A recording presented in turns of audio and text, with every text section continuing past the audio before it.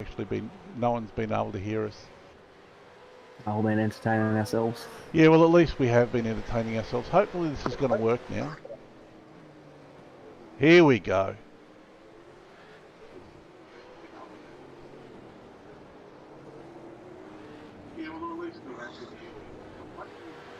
All right, sorry about that, folks. I don't know what happened. I'm sitting here watching my my volume levels moving up and down, thinking this is all good. Everything's doing as it's supposed to. Thanks very much for LLJ Racing for letting us know that they couldn't hear us.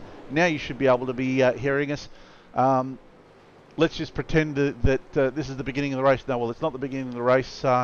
Kai's got a fairly handy lead, but something must have happened to Dean Power. He was in second place for quite a while, and he's dropped down to fifth now. And now you've got Lachlan Murphy in second place, and kind of looks like he's trying to hunt you down now.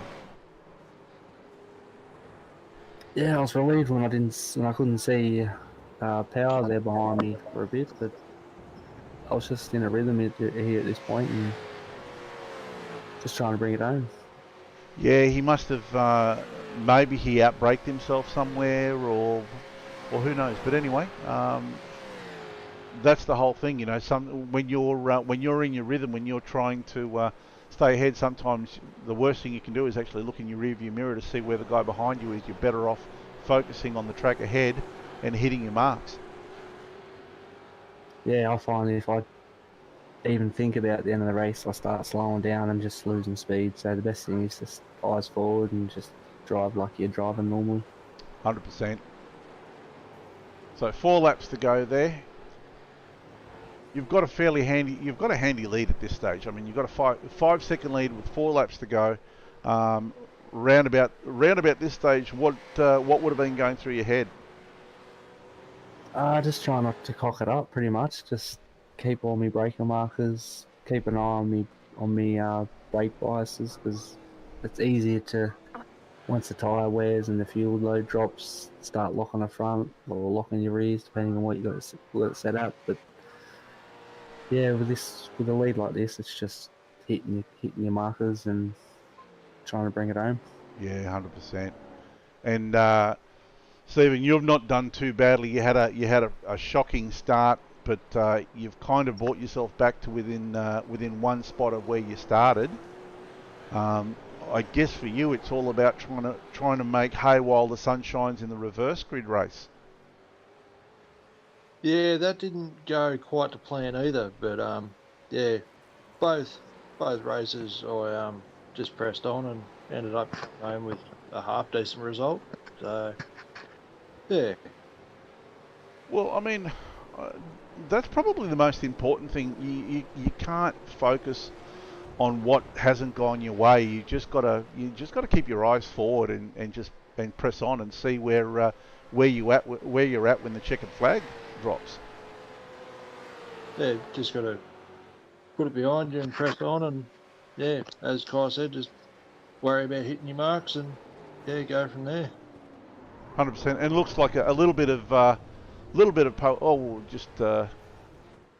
going to say a little bit of poetic justice there, but yeah, you didn't quite get that mark. But anyway, press on.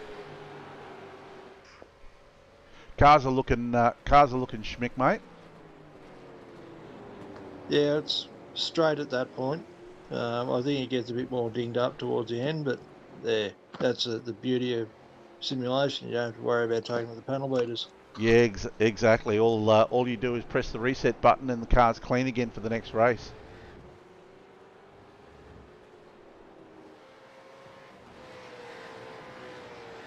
So, not much going on here. Adam Neal is trying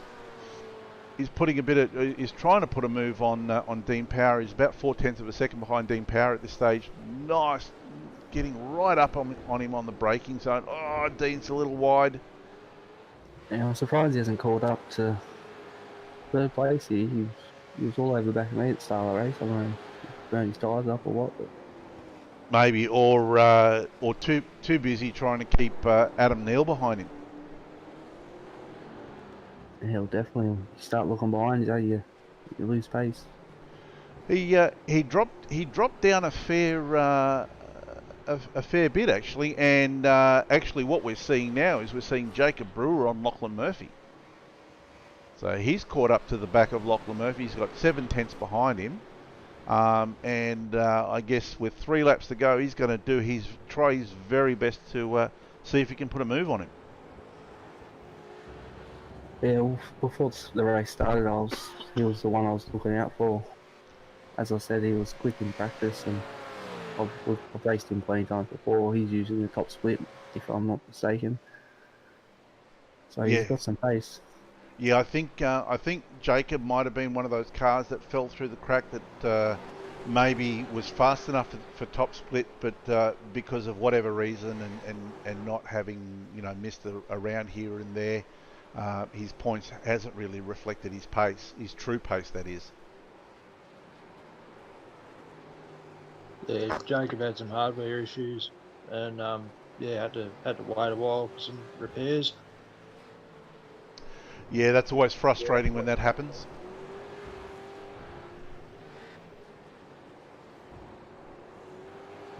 He's slowly making gains on Lachlan, but I don't know whether he's going to be able to make a move on him though. Let's go down the bottom though of the field. Your teammate Peter Latham is having a look at Darren Robb, and he's right on his hammer.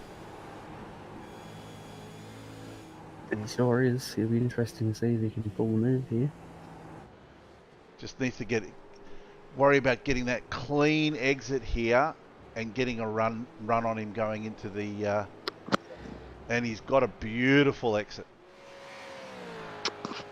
Yeah, it's not the easiest thing to do.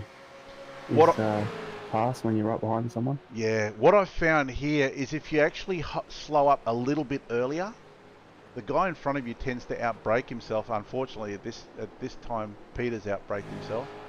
But the guy in front of you tends to outbrake himself, and you can just slide in underneath him. Yeah, well, that seems to be the trick when I follow someone. I try and brake a little bit before they do, just so you can make that apex, so you're not getting that washout from their air. You go the same speed, you're just going to end up pushing and not being able to make the move. Yeah, 100%. I mean, sometimes it's easier to say than to do, and it's great in theory. Here we go. He's got another good run here. He's a bit squirrely off the exit. Yeah. Go to the inside. No, not close enough. Yeah, we'll have a new paint for next year, so that should be good. Nice.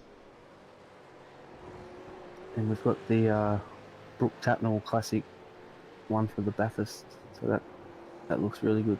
Yeah, that's a really nice looking paint. We launch our new paints usually in September. Right, okay, yeah. To coincide with if we've got any new sponsors coming or old sponsors leaving. So obviously we're running our new Goodyear paint now, and but we'll have a new paint next year for Nationwide Tracking System, and we'll be running the Dragon RC paint as well. That's a new one for this year and next year. Awesome, that should look good. Here you go, a few corners left to go, about half field there, half track there, and you're on your way to a convincing win, but unfortunately it doesn't look like things. Oh, look at that! Things went your way in the second race. No, well, you'll soon find out what happened, but yeah, it was disappointing. Yeah, it's a hard call though. I mean, you guys, the winner of this race gets instantly penalised and gets sent to the back of the field for the start of the next race. Yeah, but that's fun. That's fun to do, but I suppose I should eat my own words. You just got to be patient and just bide your time. Yeah, look, I mean, in retrospect, it's so easy to sit back and go, yeah, look, just be patient and all of this. But when you're in the heat of the battle and the red mist descends, it's probably a little bit harder to do. Nice win. Congratulations there, mate. Thanks, mate. Oh, Lachlan held off Jacob there. Yep. And you can see all the times there. They're about a second off their best time, so you're only losing about a second over 10 laps.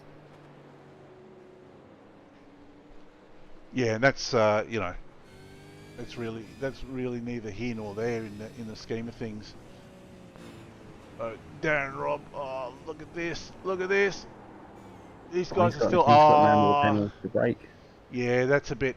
Look at this. Okay, Darren's done the right thing here. He's kind of pushed. I think that was John Van Ree. He's pushed John Van Ree off the track there, and he's gone, no, that's not the way I want to take this spot. You know, hat off to him, mate. Good work redressing. That's another hard thing for a racer to do, but it is the right thing to do. Yeah, I mean, this is the, you know, we encourage hard and fair racing, and that's another reason why we have race control, because if you do make a mistake, you know, we'll have race control to pick you for it. But it's great to see guys who, you know, in the heat of battle, something like that is so easy to do, and then they go, well, look, let's just do the right thing and hold back. And I don't think Johnny was expecting it, because Rob had to sit there for quite a while and wait for John to get back in front of him.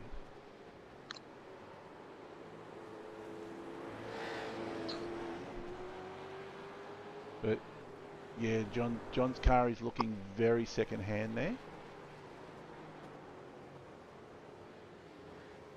But job done.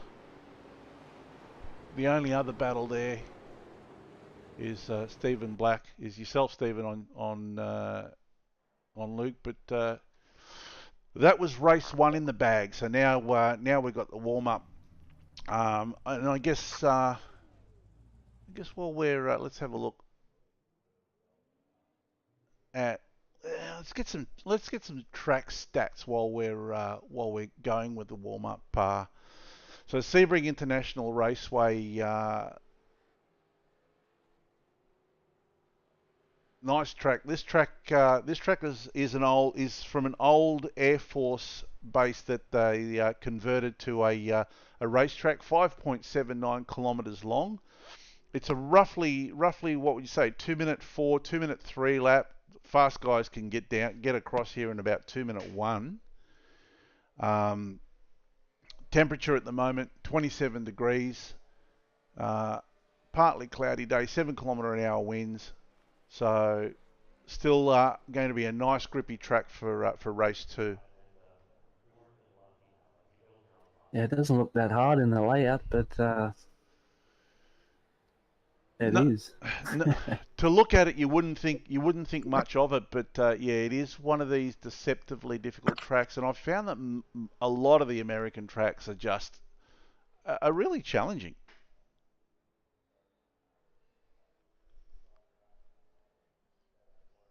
Yeah, I found the bumps were the bits that get you. So you think you got grip, and then you go into a section where it gets a bit rough, and yeah, the grip that you had disappears very quickly. Yeah, especially under braking. It's a very tricky track to get one of these things to stop properly.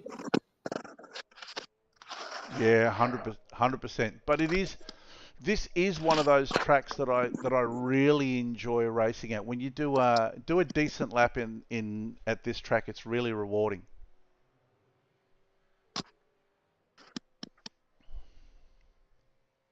Yeah, guys, I've got to move on and get some other stuff done, so I'll say goodnight. No worries at all, mate. Thanks for joining us. So, are you racing for the Bathurst race, Stephen? Yeah. Me and Darren Robb. Yeah, we're teamed up for that one. Fantastic, mate. Well, all the best for Bathurst. We've got I've just actually put the information for the qualifying shootout and the race up on the group page. So have a look at it when you can, and best of luck for the race, mate. No worries. Cheers. Thank you very much. And I guess while we're talking about that, I may as well go back to it.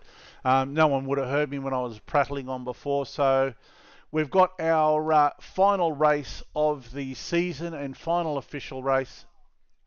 for 2001 coming up. I don't know. I've got an echo in my headphones now. But we've got the top 10 shootout on Saturday, the 5th of December at 7 p.m. We'll be playing that.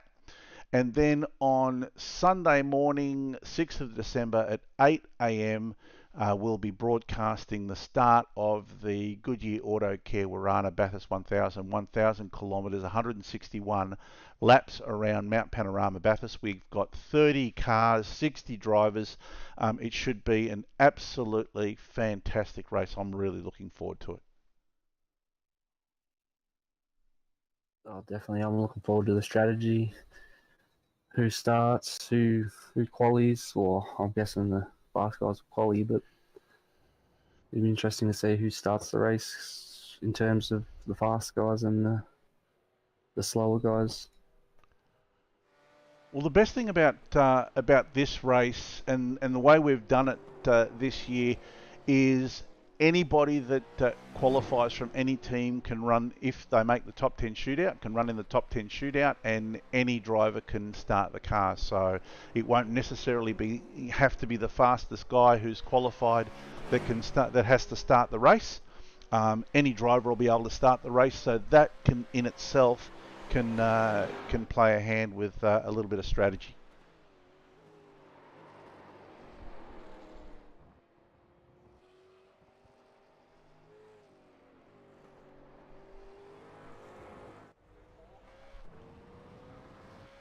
So just following Richard Barella, I think he's the only car on track at the moment. Everybody else had decided that they wanted to have a little break.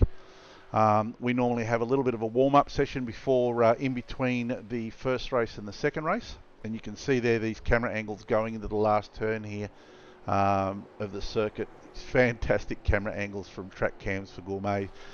If anybody is looking at broadcasting, at streaming, even displaying their races, definitely worth having a look at these guys at Isfan's work from Track Cams for Gourmets, because he makes some awesome track cams.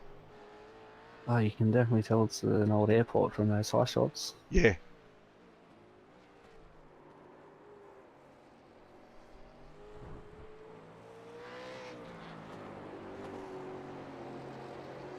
Richard's not doing too badly there. He's getting those apexes really nicely. Coming down for a nice run here into the hairpin. Yeah, that's the trick with these cars. You really got to not overdrive them. Most people try and go in there really deep and hard out, but you're nice and calm in and nice and calm out. Most of the time, you'll be in the green. Yeah, and that's the secret. Overdriving these cars, just basically, here we go, there you go. Little bit too deep on the brakes there by Aaron. Overdriving these cars, yeah. The harder you try to drive them, the slower you go with them usually. Yeah, 100%. That's where the patience comes in. You just got to have that patience to not get on the throttle that much earlier, or not to brake that much later. Once you get used to it, you see the rewards on the exit of the corner. Because most people, they get into the corner and they see they're down and they think, oh, I'm slower, but when you're in the red coming in, you tend to be in the green coming out, because you can get the car straighter, get more power to the ground. Yeah, well, it's definitely one of these cars where the old adage of slow in, fast out works. Yeah, definitely. But you can manipulate it, like I said, with your brake bias. So if you really want to, in quali and whatnot, you can brake that little bit extra and slide the car on exit. But in race, you don't want to be doing that too much. No, 100%. The more you do that, the more you heat up the tyres, the more the car's going to slip and slide around.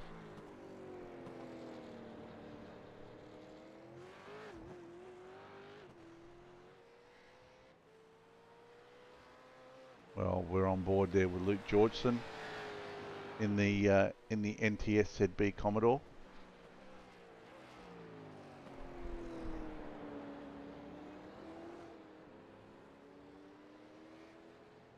This is a real hard section of track going through here. Try not to get the back wheels to spin up as you're going through. Yeah, especially that corner there. It's a really late apex, really long apex, so you tend to turn in early, and that compromises your exit. So you really want to keep the car nice and straight under braking and turn in late as possible.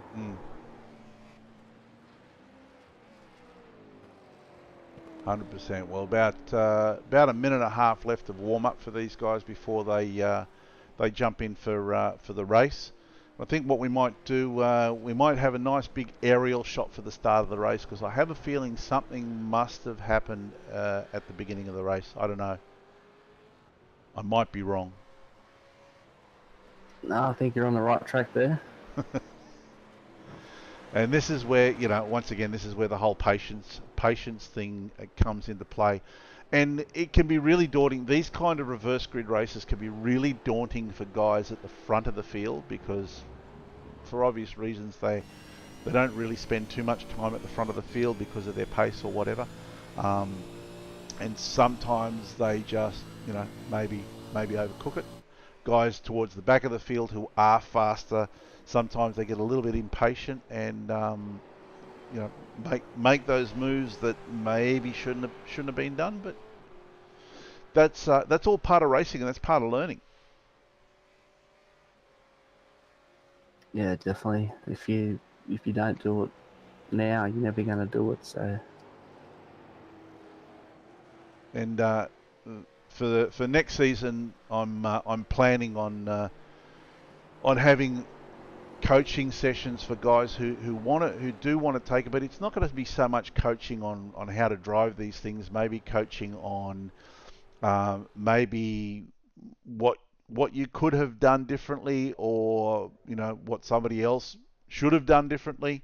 Helping people to sort of develop their own racecraft. Oh, 100%. I've done it numerous times, trying to find a 10th here and there. I'll watch one of the quick guys and I'll see they're doing something different. And boom, do it, and it works. Well, that's the thing. None of us are immune to making mistakes, and none of us are perfect. Even the guys who, here we go. Oh, we can see Adam Neal bogged it down at the start there. Yep. Oh. I think I should have stayed wide here, but I thought, everyone's going to go nice and wide, so I'll sneak down here in the inside, and then all of a sudden, bang. That looked to me like that may have been Dean Power and one of the other. Oh no! Look at that. There's three E1 Sim Sports in yourself. Look, I would have definitely, if I was in your shoes, I would have probably gone down the inside as well and felt that the inside. Okay, so your car was toast. Yeah, I had 90-degree steering. Oh no. Yeah, I would have. It was the whack from the rear too. I don't know how it bent my steering, but it whacked me from the rear, and then all of a sudden the steering was bent. It might have been from the hit on the wall. I'm not sure. Yeah. This is one thing that iRacing did do. They did make these cars so if you hit the wall, it'll bend the steering. And yeah, right. And look, I mean, I would have, like I was saying, I would have done exactly the same thing. I would have gone to the inside, saying, well, no one's going to be able to take a dive down the inside. I certainly wouldn't have been expecting someone to sort of rotate from the outside and then come across the track and drive into my car. That's just... well, from my view, it was clear sailing, and then all of a sudden I was turning right, so I thought I was through. Yeah, that is just, pure bad luck. Wrong place at the wrong time. Oh, look at this! Look at this! Oh. Sean Pidwell having a look down the inside of Daniel Schultz. He's got a good run here. See, this is where he needs to brake maybe half a car length early.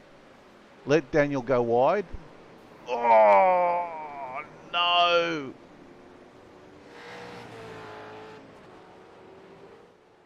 That's not what we wanted to see.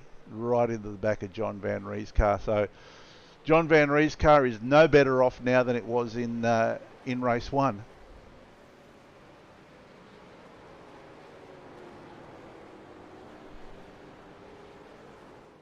He's without a boot again.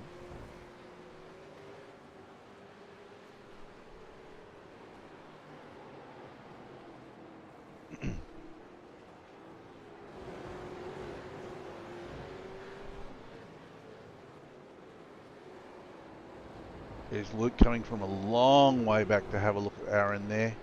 Maybe too long. See if he can get a run here. You can see the two different lines there. One shallow, one kind of diamond in the corner. Yeah, and this is another thing about this racetrack. There's quite a few places where you can actually take different lines, and they work. A little bit of lag or something there. Yeah. Let's go back here. Here we go. A bit of a battle pack here. So Lachlan Murphy having a look at Liam James here.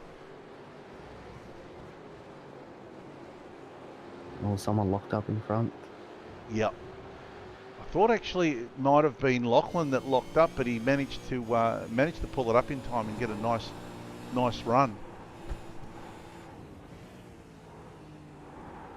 Now I think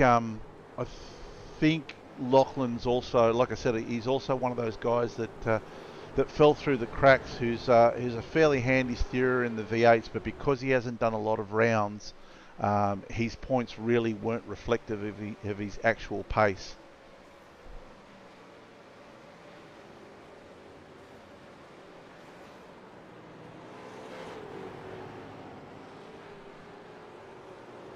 Sean having a look on Daniel there, making the move stick.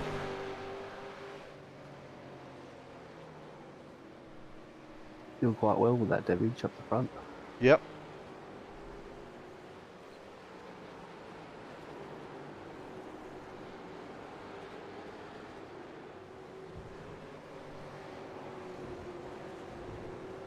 That's one thing iRacing could work on, I think, is the effect on damage. Like, there's no way a car with no boot like that would be able to, keep that pace. Now I'm glad you should mention that, because I send iRacing emails almost weekly. I think I'm their I'm the bane of their existence, pleading with them to nerf these cars when they lose their boot lid and front wing. Just make them undrivable. Yeah, well, it's alright when it happens to you, but if they're trying to be a simulator and make it like real life, it should be like that. Yeah, look, I mean, it's one thing, they just need to, it's just those little 1%ers. I mean, I still really love the platform. I think the tracks are fantastic. I love the laser scan tracks. I do like the way the cars drive for the most part. It's just those little things, if you lose your boot lid, the car should immediately become undrivable and it should force you into the pits. Unfortunately, though, there have been incidences where a car has lost its boot lid, but for the driver, for all intents and purposes, his car still got its boot lid and wing on it.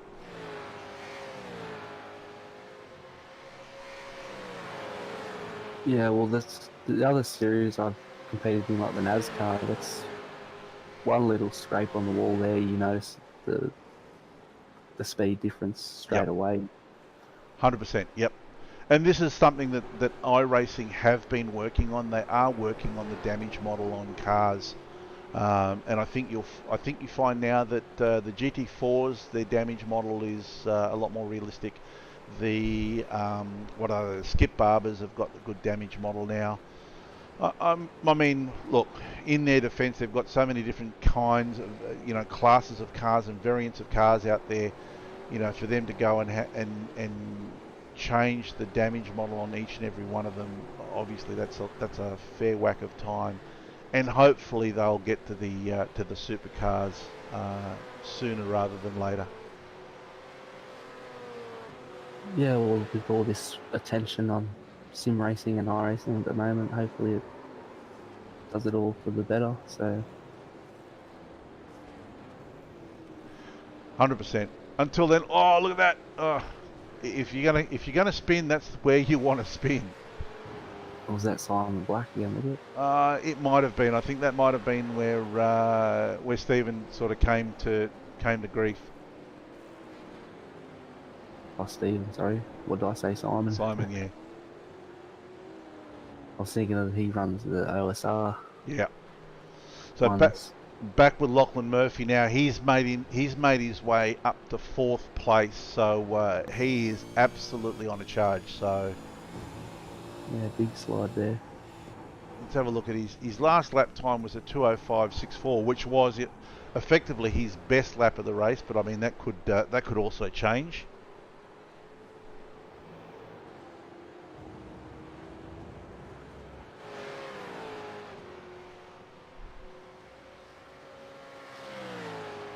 Jacob Brewer at this stage, he's sitting in 13th, but his last lap was a 2:04.2, so he's done the fastest lap of the race there.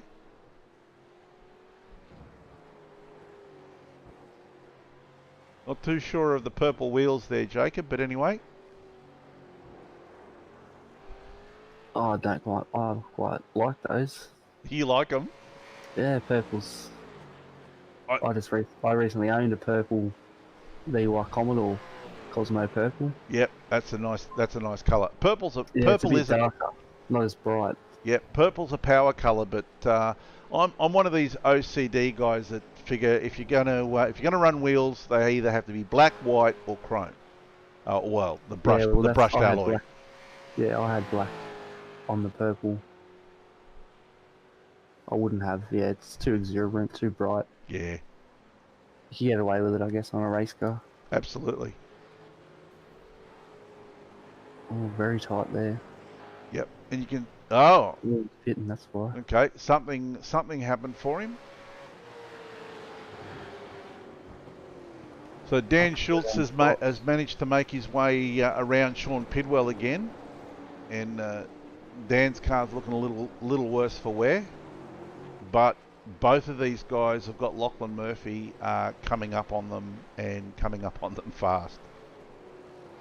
Yeah, well, he's gained 13 spots, it looks like, so I'm guessing that's why he's got a bit of damage. Yep.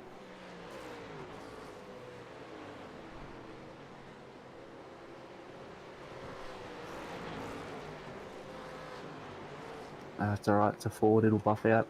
Yeah, look. No big deal. Have a look at the eyes on that. I love the paintwork on this. Big shout out to Juan from iLiveries. He painted this car for us, and both the Ford and the Commodore just did an amazing job on both the cars.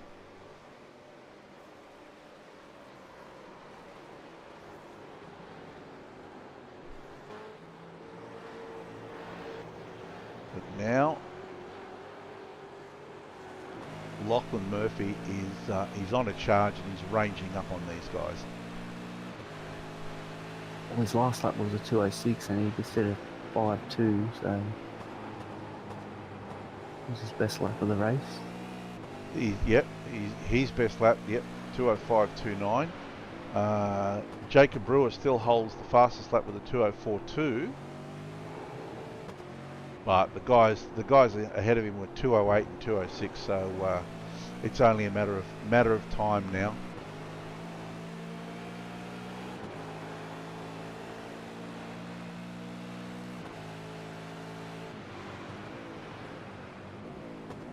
You can see the car skating all over the place there. Yep. Here we go. He's going to thread the needle. Has he been in the pits or something? He looks like he's got new tyres. He's just cruising. Nice. Little ambitious from Dan. Can't make it stick.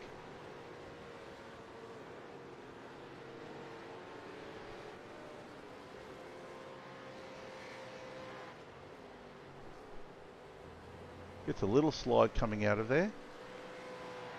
Yeah, you won't want to do that for too long. Now he's got Richard Barella about 5.6 seconds ahead of him. So he's got to put his head down now and see if he can close that gap between himself and Richard. Richard's last lap was a 2:06.6. Lachlan's was a 2:05.2. So with 10 laps to go, you would think that yeah, he's gonna close that gap.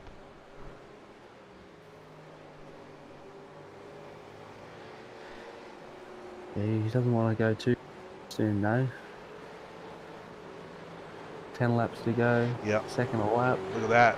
Look at that. Nice straight exit. Yeah, what his pace is like this lap. 6.4. 6.4, 6.9 for Richard.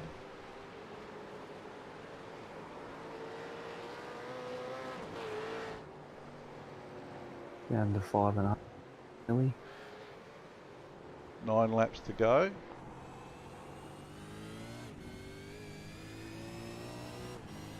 If they maintain this kind of pace, I mean, Lachlan's going to be right up on Richard by the end of the race. It's anyone's guess here. Let's have a look. Here we go. Back to Pete Latham, your teammate on Dan Schultz. Yeah, he's done well up 5 spots. Yep. Car looks reasonably clean by the front, right? It's hard to know what actually affects these cars. I mean, you look at the side of Dan's car and you think he's going to be massively affected. You look at the front of Pete's car and he's only got a little bit of damage on that front corner of the car, but it could be affecting the steering. Not by... Yeah, 100%. I think it's more on the straights. I think you feel it more. Yeah. Although having a look at Pete there, I think same thing. It's a matter of time before he puts a move on Dan.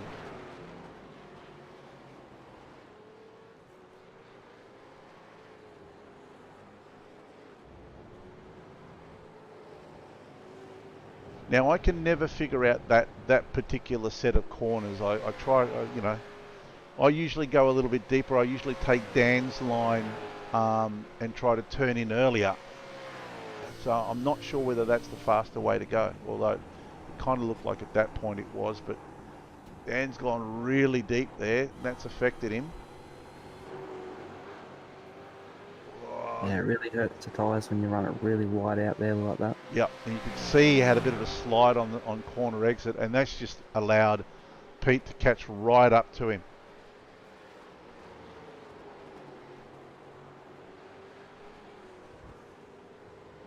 And this is the thing, just by braking half a car length earlier, you can actually get, you know, you might be a little bit slower going into the corner, but you get much better drive coming out. Definitely, and you save those front tyres too, and your brakes. Try not to stop it in and get it to the corner. You're not fighting it as much. Yep, here we go. Look at this. He's closing right up on him.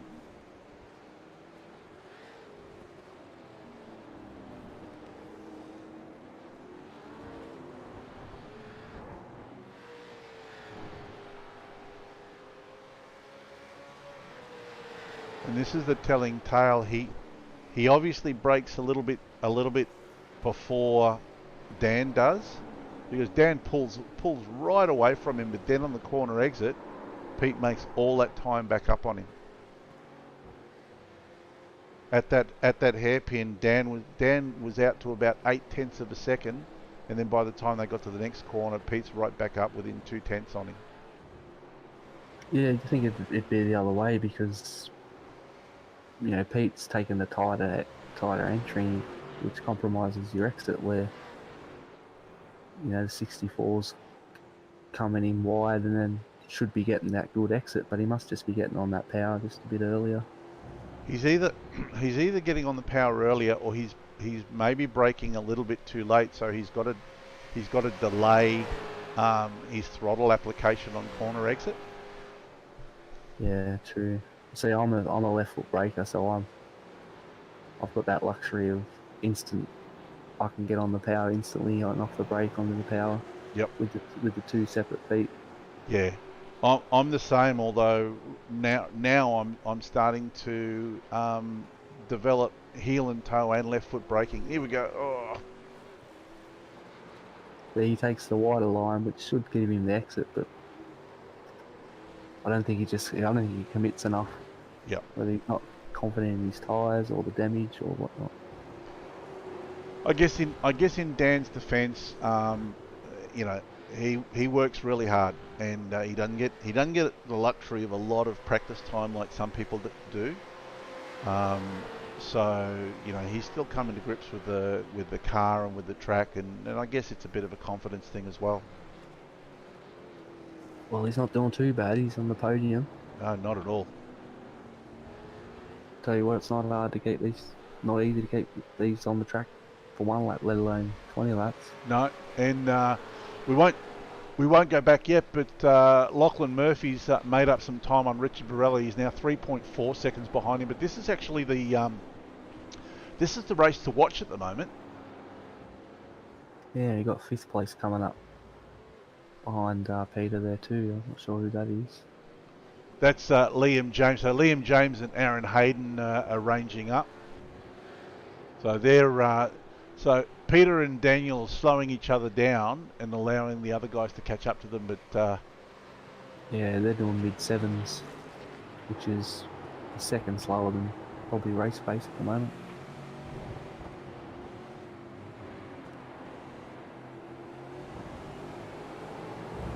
nice, this is a good exit. There we go. Oh no, give him racing room. See, this is where you got to be aware of your surroundings and brake early. Yep. Because the guy on the outside is always going to go wide. But in this instance, it looked like Dan actually got on the brakes a little bit better and was able to cross over. Good move there. But Peter's been able to make that stick, yeah, really nicely done. Oh, they get the Oh, undercutting. no. Yes, he has. I think Pete was a little bit Look got a in the little bit of a mirrors. lock up there.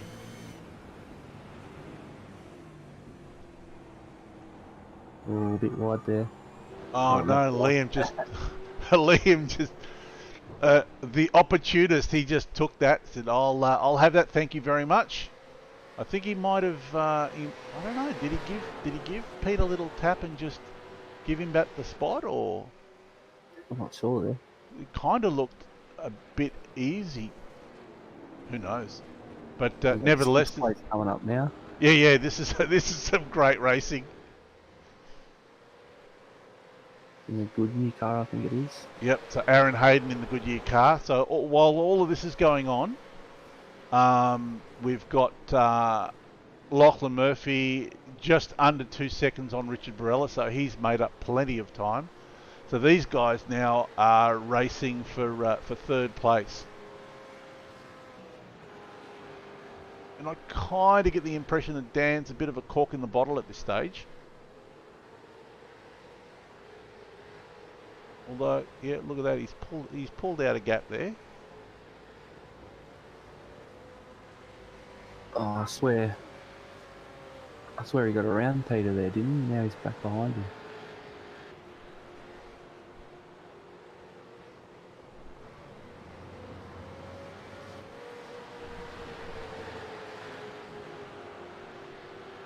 He's Yeah. got the toe here. Yeah.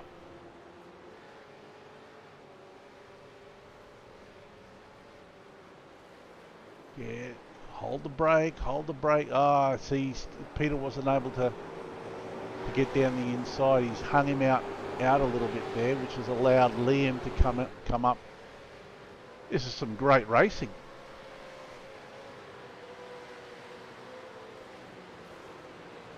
It's a little bit earlier on the brake.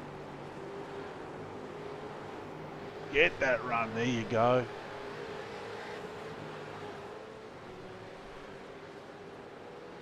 Liam James is pretty good on the brakes going in there.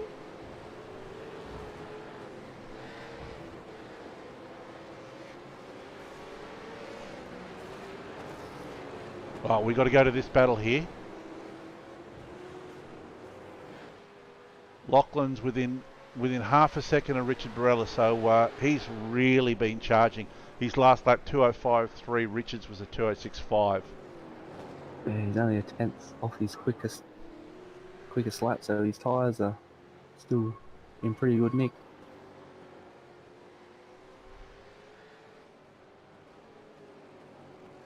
just got to be patient here, and he knows he's got the pace. He doesn't have to do anything rash.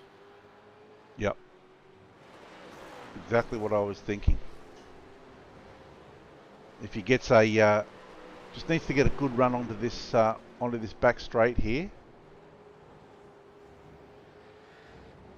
And that's the key, to keep it nice and... Ooh, he's going for the dive there. Yep. Oh, he's made it. He's made the move stick. Something must have happened to Peter. Unfortunately, he's gone. He's fallen back behind Dan, Aaron, and Sean. So while we were watching that, and Liam's actually found his way around Dan Schultz. Well done, Liam. If you're still watching, mate, good work. Yeah, up 14 spots. Dan hasn't given up those.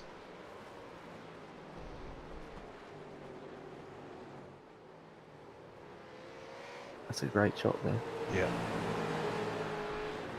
You can see how bouncy it is. Car's just bouncing everywhere.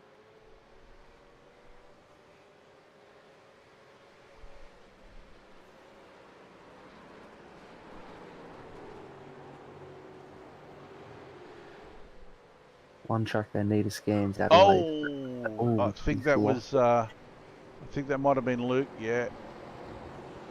Had himself a little brown pants moment there. Yeah, he got on the gas a bit too early there. Light up the rears. Not hard to do. Oh, that might play into Aaron's hands there. That little bit of dirt. No, Aaron's too far behind. It's easy to do late in the race. Lose a bit of concentration. Yep. Happens to everybody. Put a wheel in the grass. Miss a breaker marker. Yep. Just a comment there from Liam James. That was my best race all season. Really well done, mate. Some great racing there between the what was it, 4 of you.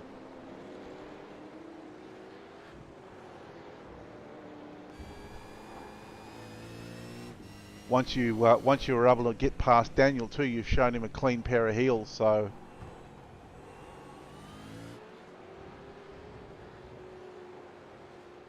yeah, what's he in third now, isn't he? that's that's brought him into 3rd place.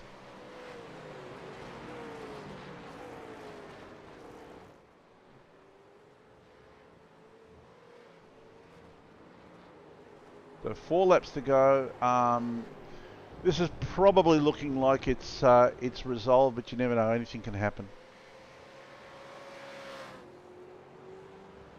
Pete seems to have fallen back a little bit there. Maybe he's had a bit of a slide and he's cooked his tyres.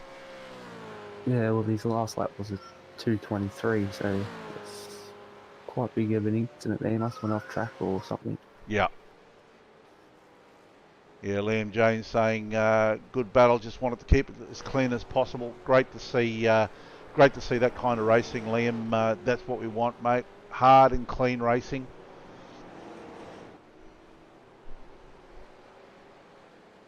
Go back, Dean Power. Yep. Oh, he's done a good lap of 4 flat. Is his best lap time. Dean Yeah. Power. Yeah, and he made that move easy on Andrew, and I think Andrew knew that he was done and didn't argue too hard. What about yourselves? We have a rule in our team. Not that it always works, but our rule is teammates do not take out teammates. You guys have anything similar like that in middle finger racing? Yeah, definitely. It's never good when you take out your teammate, but unfortunately it does happen. But no one intends to take out their teammates or in good racing. But if it's a racing incident, it's a racing incident. You know, you're both out there doing the best you can, so we're not too hard on ourselves. Yeah, 100%. I mean, yeah. Look. No one intends to take anyone out, but taking your own teammate out, I think when it happens, if you're the one, you usually feel bad enough about it anyway. So talk it out and move on and get on with life. Yeah, definitely. Yeah, Schultz here under pressure. yeah. Talking about teammates, so these guys are both part of the JP Simshed stable, and once again, you know, hard racing by both of them. Now Dan's gonna see. They both take a different line here. It's not that Dan goes out wide. Dan initially goes out wide and then tries to cut back in. But I don't know if that actually costs him time.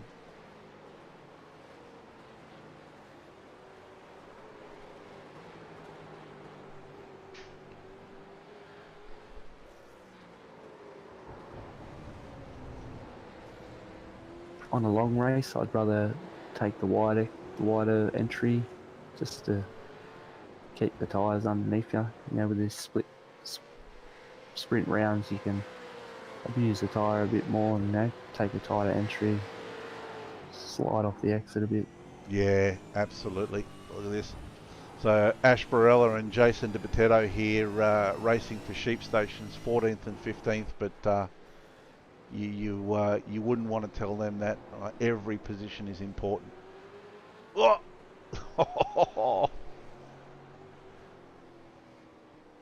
Oh, getting a bit close here. Yeah. I mean, that was 100% unintentional by Ash. He just had a little tail wiggle there, but...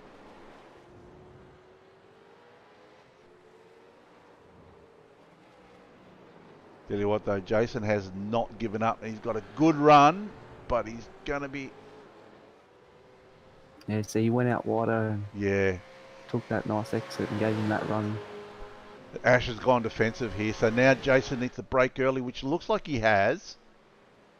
Maybe his brake may be a little too early. Ash is locked up a bit. There we go, look at that. Tighter exit.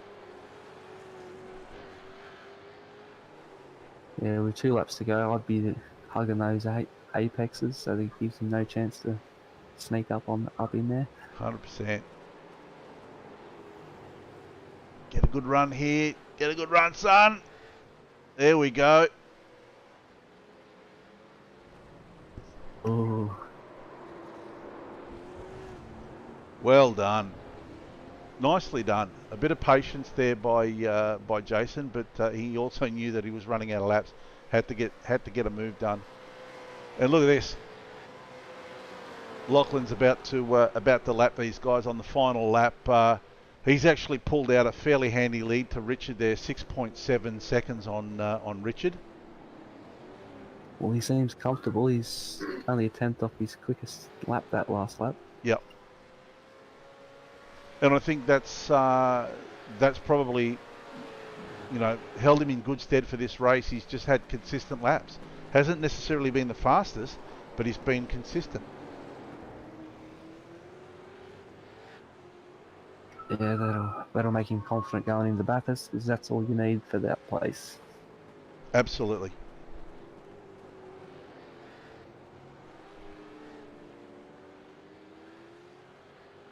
You don't necessarily have to be the fastest. Pace is certainly going to help. A bit of good strategy and some good consistency will go a long way. So will there be safety cars in the Bathurst, like iRacing, or will there be someone in the car?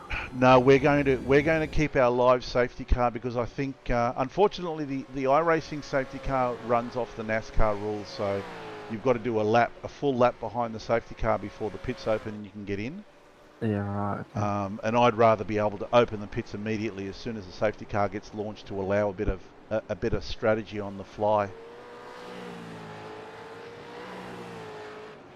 Well, nice drive from Lachlan here. Yep, well done from Lachlan. Richard's been able to keep second place for that race, so well done there from Richard. Yeah, he wasn't that far behind him. No, not at all.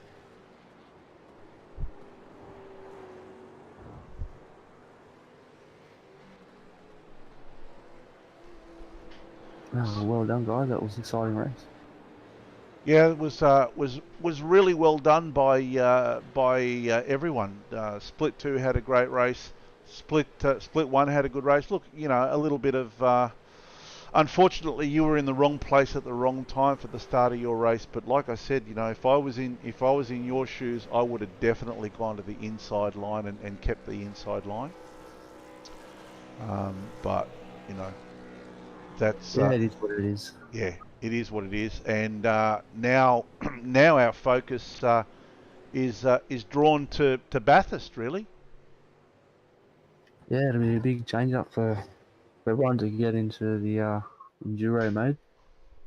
It's going to be No fast laps. yeah, no no fast laps, 161 laps. So once again, the way it's going to be going is we won't be broadcasting next week for the nationwide tracking systems, or we won't be broadcasting next Tuesday night. What we will be doing is we will be bringing you on Saturday, the 5th of December at 7 o'clock. We'll be bringing you the top 10 shootout. So all the drivers in the top 10 will be shooting out for to see who gets the coveted pole position for the Bathurst race. And then on Sunday morning, from before 8 o'clock, but at Sunday morning, the race will start at 8 o'clock. We'll be broadcasting the entire race, 161 laps, 1,000 kilometres of the Goodyear Auto Kiwarana Bathurst 1000 will be the decider for Season 3 of the Nationwide Tracking Systems V8 Evolution Championship. It should be a real interesting round. I'm certainly looking forward to it.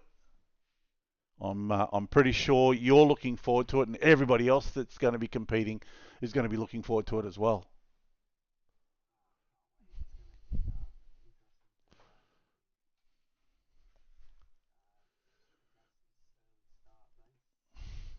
Yeah, yeah. So some people. Well, I guess for those in, well, not so much even Queensland, but Western Australia, that's going to be a real early start for those guys. But you know, the way I've looked at it is I don't think I don't think anyone wants to be racing at 6 o'clock or something like that. Let's get an early start.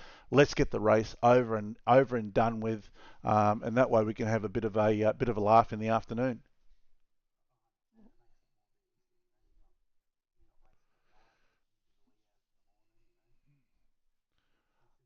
100%. And while everybody is watching, we will be we'll be running the normal. We'll actually be running the race date, so the proper October race date for the Bathurst.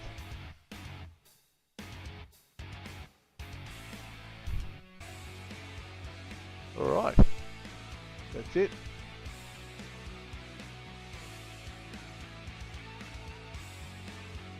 All right, so thanks everyone for joining us. It's JP here with the Nationwide Tracking Systems V8 Evolution Championship and the Drivers Lounge. Normally we have it on a Wednesday, but it's been on for the Thursday. Join us for the top 10 shootout and for the Bathurst round, so we hope to see you then. Until then, it's good night from me.